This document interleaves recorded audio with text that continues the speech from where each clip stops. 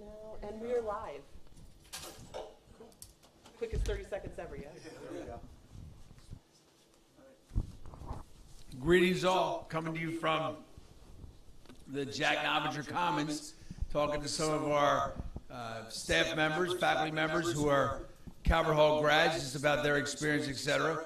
All Day Holiday continues to roll on. I think we're over $225,000, 600 donors maybe.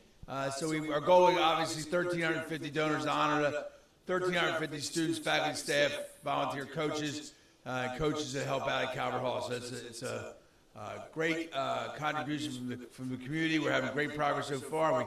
We expect maybe a record result at the end of the game. So got a couple. We got Pat Marshall. Pat, what's your year? I'm supposed to know. 2001. And Will Willine. 2005. And Tom Malstrom, 84, I think. Class of 84. I know Tom because first day of school, he's my student. First day I taught here. And I still got him around after all these years. I still don't know Algebra 1. Well, we're just finishing. He's finished. He and I are working on. He's just finished up chapter 3, so we're moving along.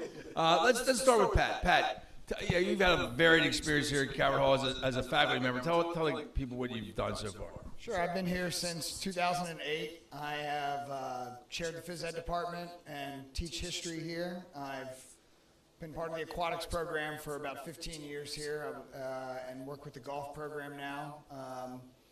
Done a lot of different things here, and just happy to be part of a long legacy of guys in my family who have gone to school here. So your brother, your dad, your uncle, right? Correct. Right. Yeah. So it's all very. My son is 10, and the other one's 4, so. Yeah, we got some room. We'll save him some spots. Yeah. Pat, talk a little about that. We can talk about those other things, but talk a little about your interest in history. What have you been teaching? So I've been teaching freshman honors history here for the last 6 years. Big survey course with 50 of our top freshmen, which is a great class. Really enjoy it. And this year I've been helping out this spring with some of the sophomores and classes and stepping in here in this, and really enjoying it. You like history? Yeah, I love history. Yeah, I'm a history dork. Yeah, no, it's good. It's good. Well, the nice thing about it is people don't realize, or maybe people have been around for a while, that a lot of people carry a lot of different, responsibilities here. And the variety makes a difference. When Augie Maselli started back many years ago, they gave him like an algebra book, history book, and a religion book, and said, "Hey, you're off. Here you go." Well, that's Calvert Hall way. We do a little bit more with a little bit less. Right. When in doubt, pitch in. Absolutely. Right. When in doubt, pitch in. Talk. I know you're a little bit out of it now, but talk a little about the aquatics program, even in the CGA a little bit. Yeah, sure. Started coaching. I swam here. Had the opportunity to swim here. Like a lot of things, like a lot of guys that went to school here, I was cut from a couple of sports and found my home somewhere else. So I found my home at the pool. Had been a swimmer. Was a swimmer here, and when I started teaching here, had the opportunity to come back as the varsity swim coach, and did that from 2008 to 2020, and had a really great time just building the program back up and working with a lot of great athletes and fast swimmers, and just finding kids that love to swim fast and work hard. Teaching work too, right? Swimming. Well, teaching kids to accept failure. I think that's a big part of swimming. I think it's hard for some kids these days, and it's a big part of swimming. So learning that is fun and hard, and really enjoyed that. And having the opportunity to continue to coach swimming here at Calvert Hall with our club program, and the opportunity Calvert Hall provides me to do that. We have swimming opportunities for kids 5 to 18, boys and girls that are on campus here. Year round, and learning here and learning the Calvert Hall way and getting on our campus, and then every year getting guys coming to school here, which is a big part of our program. Great. The aquatics program continues to be a really strong part of the Calvert Hall program, and the what we refer to as the pool, Huck Pool, has really got some good enhancements. We refinished it last summer, repainted the lanes and put new lanes in. Pool looks great. And we got a new scoreboard. We got a new record board. Man, pool is just new lights. New lights. It looks good. It looks good for sure. Yeah, and I had the opportunity to swim for Reds. Yep. And so I'm old enough to have been here to swim with Reds and swim for Reds, and it's great to be able to continue that legacy. Well, just like a lot of other sports, a great camaraderie among guys that have been in the swim program or water polo. Absolutely. It definitely is an important part. Let's switch over to Will for a little bit. Will's here as the director of admissions. Will, give us a little background how you got to be director of admissions, where meandered from college or whatever. Sure. So my story, Mr. Baker, isn't really a straightforward path, unfortunately, and I think that's true for a lot of us. So I've always been a math guy, kind of a big number nerd, self-proclaimed. I love it. I lean into it. I'm okay with that. I went to the University of Maryland College Park for undergrad and actually majored in finance. And I did it because I was good at math, and to be honest with you, I was clueless. I had no idea what I wanted to do. Figured that would be an easy way to make some good money in my life. And right after college, I worked in the corporate world for about 5 years doing finance and investment operations. And I had this aha moment that, you know, with my girlfriend, who's now my wife, being a teacher and coming home every day and having these really awesome stories about impacting kids' lives and just making a difference in the world, that was something that I was missing. So ironically enough, I called Ann Hillgartner, who was my guidance counselor. We call them school counselors now, but during my time at Calvert Hall, and I just said to her point blank, Mrs. Hillgartner, I'm struggling. I need some advice, need some help here. We sat down, had lunch in her office when she was still here before retiring, and within about 1 month of that conversation, I actually went back to school to get my master's in education. So I knew a long time ago that Calvert Hall was always where I wanted to be. You spent some time at Stevenson or something, right? Yeah, so kind of admissions kind of stuff, right? Correct. So I started off in the admissions world at Stevenson as an enrollment counselor, and then worked my way up to be the director of recruitment there, which has been really great experience under the belt just to be able to do it here at Calvert Hall. So, similar but differently. So when Joe Baker came to Calvert Hall, I think we I walked around open house with my friend's dad, brought us with us. We got a handbook or whatever, and that was the recruiting process. And little different. And you got a type letter that you could, you know, with the old keystroke, you know, the old regular old typewriter, ASDFJKL semicolon, and you know that was your welcome to Calvert Hall, right? And I probably had never been, other than that day, I was never at Calvert Hall before I came to the school, and it was a great experience, as you know, I had here, but the recruiting was different. So somewhere in the 80s, 90s, you started to be more aggressive about recruiting people, and you know, as some of the Catholic schools closed, that closed up a little bit of our feeder systems. So we had to go out to other different schools, and we over a number of guys, but most recently Brooks Kerr started to build a really strong program, followed by Chris Bengal, and then Will, and so we have a very and Dan Mulford. Sorry, my Mulf. Also, we have a very coordinated admissions program, right? It's very strategic. It's very professional. It's very Calvert Hall. But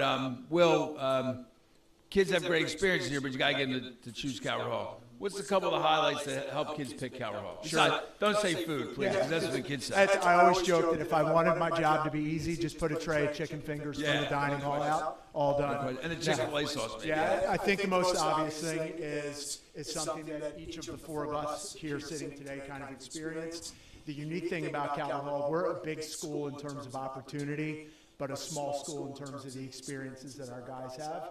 And I think no matter whether you graduated 5 years ago, 50 years ago, or anywhere in between, it's the relationships that you build here at the Hall that are impactful, that really stick with us. It's really important to invite the kids to come here to see it, No doubt. so they can feel it, because also, as much as we think everybody knows about Calvert Hall, they don't, right? I was just at an appointment today earlier. The person knew Calvert Hall, relatives that had gone to Gibbons, had no idea where Calvert Hall was. So we assume everybody knows, but they don't know, and that's part of your job, right? Sure, and I think the most important piece to all of that is getting the student and the family on campus. We have a really robust shadow day program. We call it Cardinal for a Day. And as simple as it sounds, we match our visitors up with current freshmen in the school, and they are the ones that are really showcasing and selling Calvert Hall for what it is. You know, obviously I love the place. If you cut me open, I'm red and gold, but I think it's our students and the culture that we've built here that really showcase all those opportunities that come with it. It's amazing. Kids have good experience here.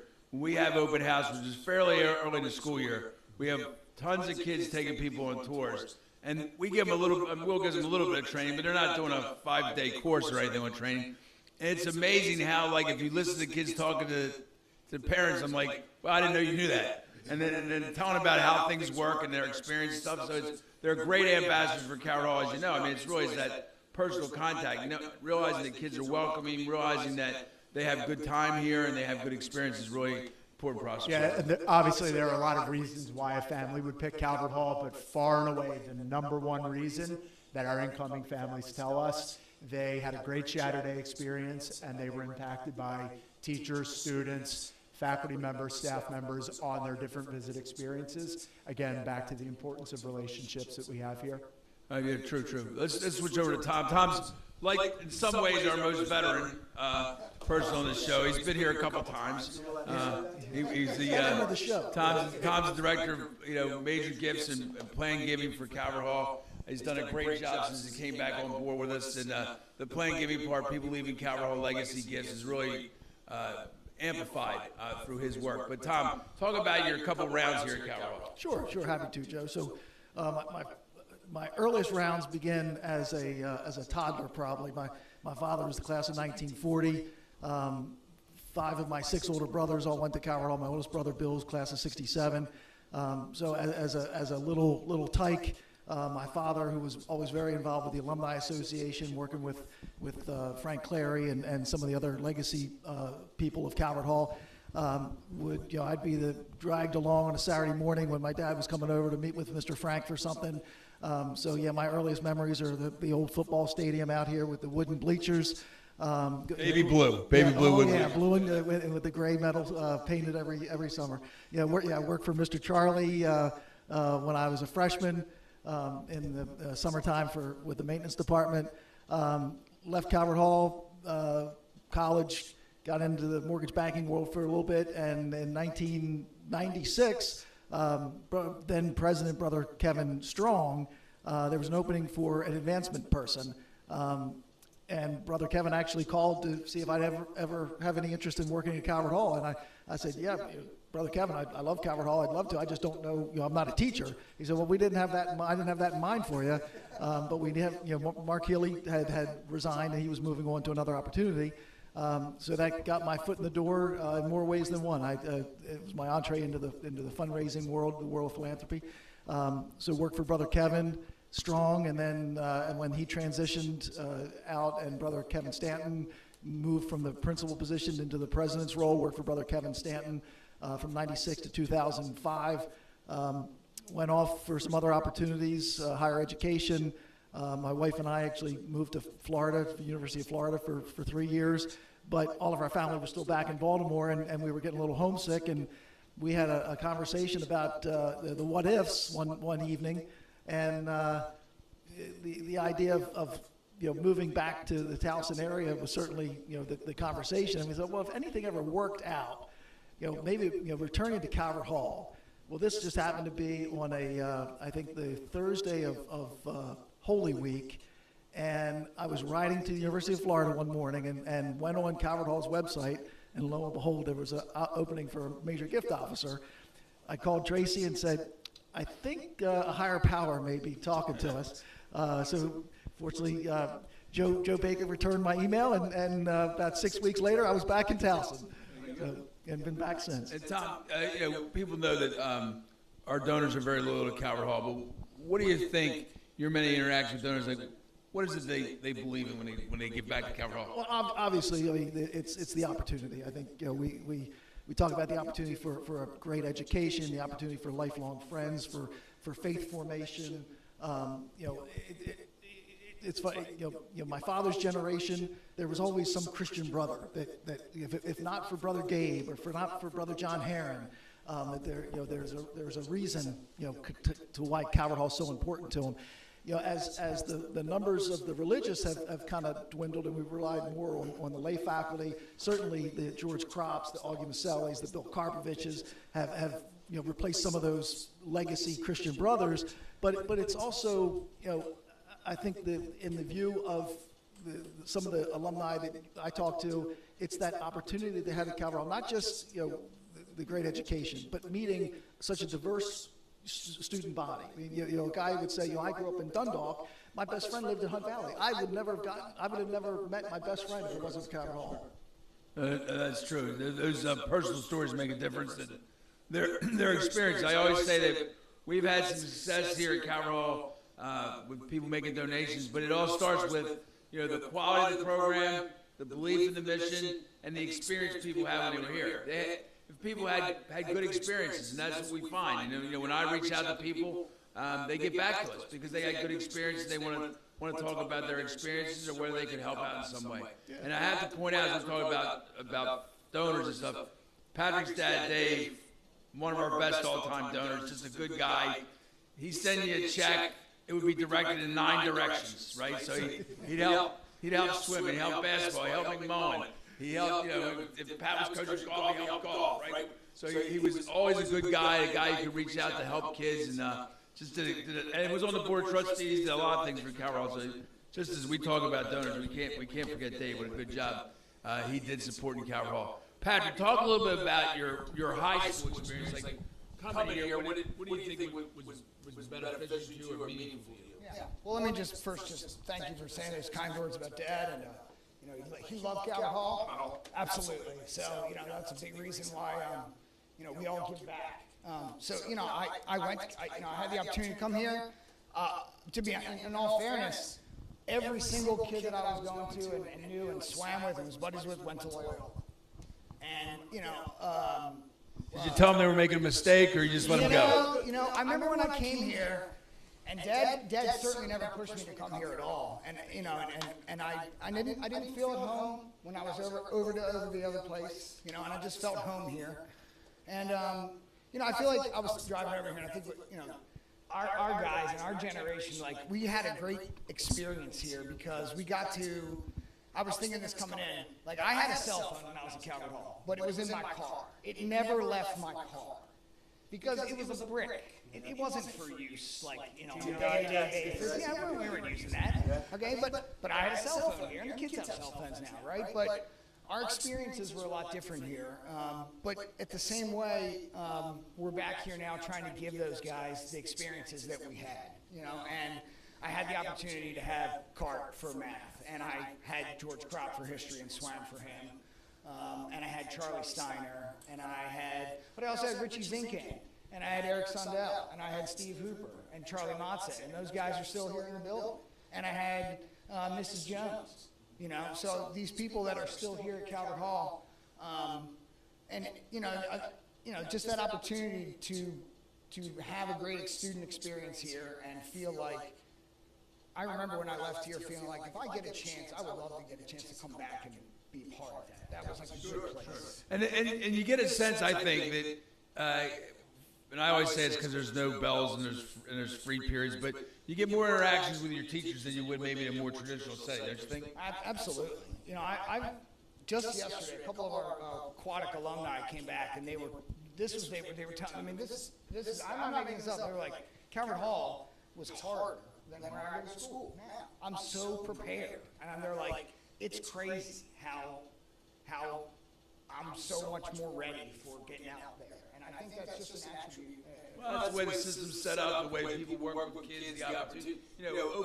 Again, not harping on the no bells, but open door policy, people walk in your office, people know that I don't do a lot, right? So kids like math, they're happy to come down and do some math. But I mean, you get a chance, your guidance counselor can certainly send for you, but you can walk in and see your guidance counselor. You don't have to call and say, can I get an appointment or things like that. We want to help. Yep. Because, we're invested in it. Yep. I think the people that are on this bench certainly are doubly invested in it. Sure. Because we have that commitment to what we had, and then we want to pay it forward. Sure. Well, same question, but I also want to mention that Will's mom spent a number of years working here. A couple of things worked in advance with us, and really is a very loyal supporter of Calvert Hall.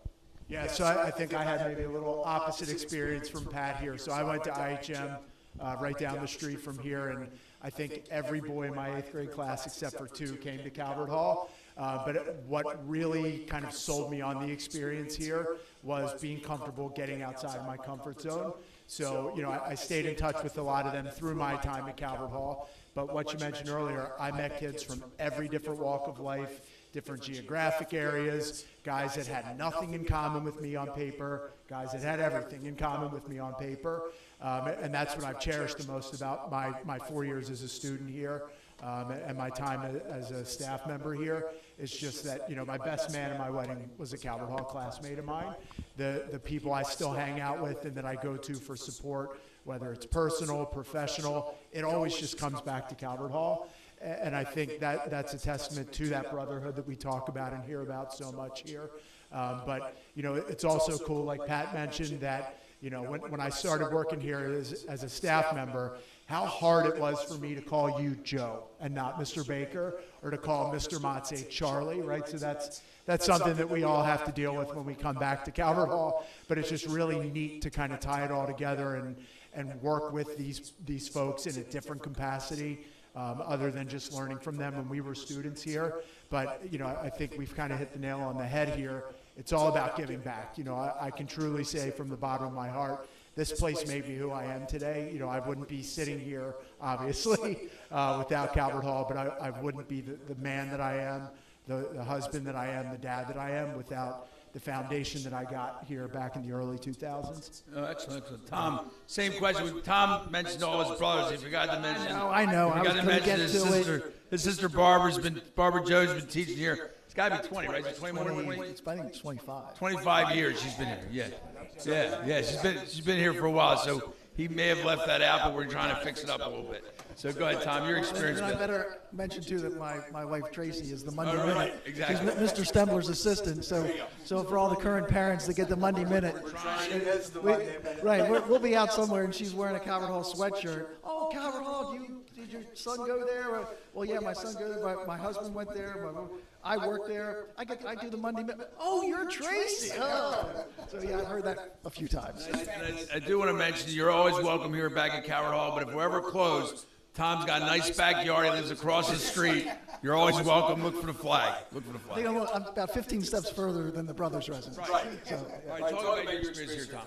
So yeah, I think growing up in a family that was true, Calvert Hall through and through. I don't remember shadowing at any other school, as an 8th grader, and certainly my parents weren't of the type that said, you're going to Calvert Hall. I had options, but there really wasn't a choice. I was coming to Calvert Hall, and yeah, I think certainly I would echo what the students even say today. I left Calvert Hall, went to LaSalle for a year before transferring to Towson, and the way I was prepped at Calvert Hall for that next step was just, I couldn't have been any more prepared, I think. Just in both in the knowledge I gained as a student in the classes that I took, but in those little things, the time management, having the wherewithal to reach out when help's needed, to know where the library is, to know to kind of find study partners, that kind of thing. I think that's it's still true to this day that a lot of when, as Pat said, when students come back, that's what we hear. We hear an awful lot. Will, talk a little bit about just to give people a sense of how far the reach is we go to try to get kids. Yeah, so this year, I know this number. I said I was a numbers nerd, Mr. Baker. We have kids from 128 different zip codes throughout Maryland, Pennsylvania, and even Northern Virginia. So the geographic reach is incredible. I'm thinking of a current freshman, Dorian Jackson. Yep. His mom makes the sacrifice to bring him here every day from Hagerstown. That would be Hagerstown, Maryland. Oh, yeah. Yep. We have guys kind of up in the Lancaster area, York up in Pennsylvania, down in Reston, Virginia, and then even over the Bay Bridge. And I think at the core of it all, that is the testament of what the Calvert Hall experience is about, that parents are willing to make those sacrifices and give up a lot of their free time so that their kid can come here and have that same time that the four of us did, no matter how long ago you graduated. The core of Calvert Hall will never change, and I think that's the really cool part. And Will, you and your assistant, Zach Rowe, do a great job. But give it a little sense of all the different activities you have to go out to, right? The different things you'll do. How long do you want to be here, Mr. Baker? Take a couple minutes. Take a couple minutes. Yeah. Like we said earlier, the biggest thing we do are the shadow days. So typically starting in early October through mid-December, we will host about 20 8th grade visitors every single school day, so that about 800 prospective young men will get the chance to walk through these doors right out front here and get to see what this is all about. We go to a lot of different middle schools throughout the Baltimore area where they host high school nights and prospective student nights, and really just kind of put the good word, boots on the ground, about what Calvert Hall is all about. More recently, and this kind of goes to that geographic question, we have developed what we call regional nights, where Calvert Hall actually visits different areas in different counties surrounding Baltimore to meet those families where they are. You know, I think we all know nowadays with technology and with everything that we all have going on in our lives, people are busy, and for some it can be challenging to get on campus and spend that time. So let's meet them in the middle and let's go find them where they are. And then I would kind of add as the final big thing beyond just your open house, your freshman welcome night, all that kind of stuff, is one of the silver linings for us from the pandemic a couple years ago, when Molf and I were together in the admissions office, we came up with what's called the Cardinal Campus Experience. You know, so we had focused so much on giving all of the boys the chance to visit Calvert Hall that I think we realized we need the parents to see this too. You know, they're the ones that have to support their boy in this experience and in this journey. So we came up with kind of an in-school tour concept where the parents get to walk around and really see every nook and cranny of the campus, explore all the facilities, but the value add there is that it happens during the school day. So they really get to envision what it's like for their son to be sitting in one of those chairs in a classroom, and it's been really, really beneficial for us. It's a ton of different activities. You know, back in the day, Tom came from St. Ursula's, right? You would get 25 guys from St. Ursula's every year. We still have a great group of guys from St. Ursula, but some years the numbers may change. Now we're going out and get kids from, you know, North County or, you know, North Hartford or whatever. And that's great that we get kids from all these different schools, but you might get 2 kids from North Hartford one year because 2 friends come, their dad went here, they're in the art program, whatever it might be. The next year you're not getting those 2 kids, you know, the same 2 kids. So now you got to get 2 kids from Centennial or from, you know, out in Marriott Ridge or something like that. So it's a lot harder because, you know, you're not, every year you can't count on, hey, I got IHM, I got ICS, I got St. Ursula's, St. Joe's Fords, and I got a base right to start with and go from there. Yeah. Well, just real quick, how many guys we got for next year? Yeah, we have 345 incoming freshmen, and they actually come from 102 different middle schools. Yeah. So We've I done a think that's we it do right there. Oh yeah, we do a lot with promoting advertising there, but you know, in our minds, our goal is around 315. But if we're going to put a lot of work at it, we certainly want to. We might as well get the benefit of our work, right? So there's clearly an example. Probably the last 3 years have been pretty boat. They have. Yeah, we've been over our normal range, and people think we did a good job with the pandemic. We've done a good job getting the word out. We try to coordinate with the marketing program, coordinate with Will, so that the brand is out there, right? I always like the fact that, you know, when you see a Calvert Hall car, it doesn't say Calvert Hall underneath on the seal, right? You see it, you know what it means. You see what it means, and I always like the fact that I like people to think of Calvert Hall just like you think of McCormick or you think of M&T, right? That you recognize that you see the logo, you know what that means. Pat, side note, a little change of direction. Is it true that the golf coach gets to play while the kids are playing? Sometimes. Are you a golf player? Are you a golf player? Yes, I do get to golf sometimes with the guys. That has been a nice. I did thank our AD again for that. I said it is a kind of a treat that I do to go out and play with the guys. During a match, you're like you can't coach them. What's the rule on that? During the match, I can talk to them. You can talk to them. Yeah, anywhere like away from the green. I Okay. can't help them on the greens. But You like, can't line them up. Can't line them up. Yeah. You got to stay away from them on the greens. But like we can talk to them all. Oh, over. okay. Some kids like them to talk to you a little bit more. Some kids Right. like to play on their own. Right. We have I tell you what, Coach Drew Forrester with the varsity program. Good job, yeah. I just thankful. They're in the championship They're tomorrow. playing in the championship Hopefully. tomorrow. Weather permitting. Rain Delay Theater, maybe. Mountain Branch, 1 p.m. We have a amazing golf program here. We have probably almost 40 golfers in this school that are just outstanding players and top-notch students, and it's a great program. So, you know, I feel blessed to have been part of the swimming program and water polo program for so long, and now with Drew on the golf program. And I want to speak here as the only faculty member on this bench here. And I hear 340 freshmen coming in that we're ready, and we can't wait to meet those guys and tackle that and, you know, get after those, you know, some of those perceptions that, like, we're not that big. That we can definitely meet the guys right where they are in that size. Oh, yeah. No, we have. The thing is, I always say we have plenty of resources, right? So that when we're bigger or whatever, we have the room to make those resources work. It's right? really our strength. It's a strength, right? And you know, we can talk about classes. This class might be a little lower, this class might be bigger, but you know, your AP European might be 8 guys, right? Your French 5 might be 3 guys, right? And Well, we have the diversity to be able to handle and that. then some schools wouldn't offer those schools classes because they don't have enough kids. That's right. Not enough kids to offer the class. That's correct. Yeah. Pat, just stay on the golf thing for a second. Yeah.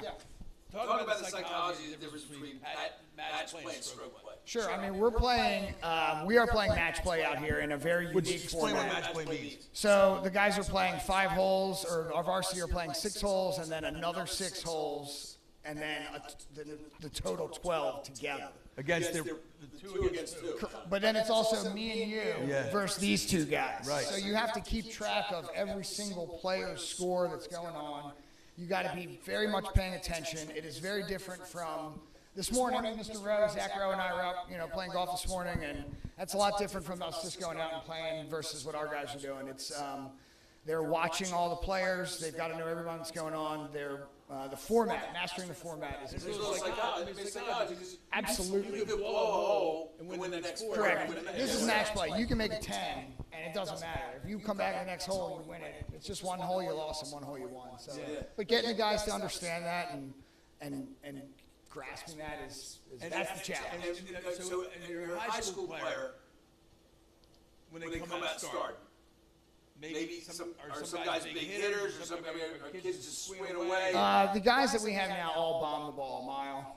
It's their short games and putting. Like for a lot of them, that's their whole thing. You know what I mean? So when I do go out and play with them, I tell them all, and they all play for the senior team. No, I play for the same team. But they all no, come on. They all hit it past me. But I can hang with all of them. Because I'm a little bit better around greens maybe than some of them. Now, the varsity players is much different. Those guys are excellent golfers. I mean, we have the guys that are going to be playing for the championship tomorrow are some of the 6 top junior golfers in the state, and I like to watch them and see if I can try to do what they're doing. Oh, yeah. Tom, we're going to do a shameless advertisement, right? Tom's done a great job with our playing giving program. Where people remembering Calvert Hall in a variety of ways.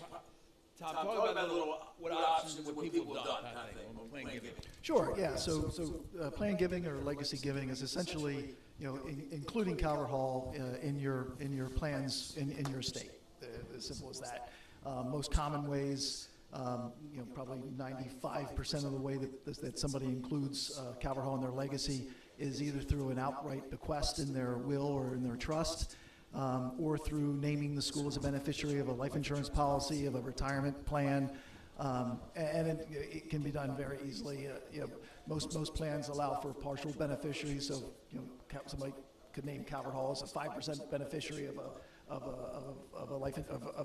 retirement account, or again through the will. And a second part of that is it gives a donor a way to, as we say, leave a legacy. If it's can be a gift to the school, but it's a gift on your terms. So if somebody wants to use that gift to support a particular program or athletic team or activity, they can certainly do that. We have many that have chosen. Again, it's a resonating theme in the Hall 175 campaign. Is keeping Calvert Hall affordable for a broad, diverse group of young men. In the campaign, we've had 52 new scholarships established. That's a commitment, either outright or over time, of $100,000. It's set up as an endowment, so the interest from that account's used to support tuition assistance annually. And some people have used the legacy angle to fund either now or in the future to fully fund those scholarships. That's been and it's very valuable to Calvert Hall. We've grown our endowment recently from we're at 26, I think, right now, 26.8, and we were 26.8 million, not $26.08. 26.8 million. We were about 6 years ago. We were 13 million. So we've had some great donations, great support. We've also had some good stock returns along the way. But that makes a difference because we're Coward Hall's about opportunity, right? That's what the doors are for, right? I always say there's a ton of doors here to get people in, and so that's what makes a difference. I will say one interesting thing we do with playing gaming is kind of a hybrid move. Somebody might say, "Oh, I'm going to start a scholarship with my legacy and with my will or IRA." But we find an opportunity for them to start funding some kids before that happens, so they get a chance to see the benefit, the impact of their gift. So some people do kind of a tweener, and make it a kind of gift as they go. Gift as they go, and they're also planning for long-term funding. So yeah, we focused on one of our alums that is doing exactly that in our last legacy newsletter. Ken Baldwin, class of '64, he and his wife Lillian. They've included Calvert Hall in their future plans, but they're making an annual gift that gets turned around, and they get to see, he's a sophomore now, that's benefiting from their philanthropy. Yep. So yeah, that's just a little advertising to go with the show. That's the way we're able to fund the this broadcast. But I do want to say that I don't know what the actual number is, but it's likely 30 or more. I'm pretty sure it's over 30 grads that work here in the building, right? And it certainly adds to as they know what Calvert Hall is about. They came back for a reason. We have a great faculty overall, but those 30 guys certainly provide a special opportunity for our students to be mentored by people who have been here before and done before. And these three guys are three great examples. So, well, I think when you take the people that are here full time, staff, teachers, and then you add in the coaches that volunteer that are alumni, it's. I don't even know if we could count the number without having to get just 50% males. Yeah, it's a big number, and we're very fortunate to have a great staff all the way around. But certainly having the benefit of having alumni who believe in the school, who gave back. Guys come back because they see that other people came back. My story wasn't an alumni story, but I really had a great connection to the math department. A bunch of other guys, Jack Murtaugh. Ken Steiner. I mean, I had a great connection to other guys, but I had a real good connection to the math department. I could see that those guys were having a great time working with students every day, and I said, you know what? That looks like a little bit of fun. I think I could participate in that. So I think that's part of the Calvert Hall experience too. Is that people we do work here. Kids work hard. Everybody doesn't do their homework every night. Everybody doesn't do their homework every night, probably. Will did. I just want to point that out. Just for I don't want Will's mom emailing me. All right. Will did his homework. Yeah, he did it. But I think the benefit is that kids see that it's work here, but we have some fun. I like to say that. So great show. I appreciate these three guys joining us. All day holiday continues. We're pushing forward. Thanks for your support. It makes a difference. Thank you. That's awesome. Great. Thanks.